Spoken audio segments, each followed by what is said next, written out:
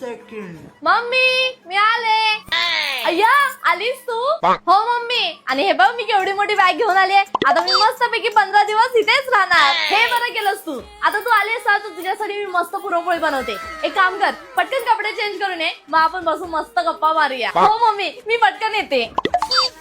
हा मम्मी काय सांगू तुला, इतकं बरं वाटतंय ना. आता पटकन दे मला पुरणपोळी खायला. अगं बाळा मी पुरणपोळी बनवते पटकन. पण एक काम कर ना, बेसिकली थोडीशी भांडी पडली ती जरा घासून घे ना. मग हे झालं ना की आपण मस्त बसून गप्पा मारूया. हा मम्मी ठीक आहे. मम्मी झाली माझी भांडी घासून, आता दे मला पुरणपोळी खायला. अगं हो देते ग, पण तू भांडी कशी पटकन घासून घेतलीस? तसे 4 कपडे जरा पटकन धुवून घे ना, मग आपण बसून मस्त गप्पा मारूया. ठीक आहे पटकन धुवून घे. और अभी तो रुको. अगं मला झाले कपडे. एक काम कर ना, पटकन झाडू मारून घे ना. तुम्ही तर वरती बघ ना किती धूळ साचली, माझा हातच पोचत नाही. ते पण साफ करून घे. आणि हे झालं ना की आपण मस्त बसून गप्पा मारूया. हे घे.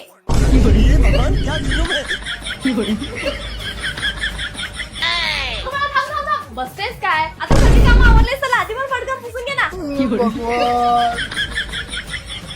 अरे बापरे काय बोलतोय सासूबाई, तुम्हाला बरं नाही वाटत आहे? नाही मी इथून लगेच निघते. हो हो येते.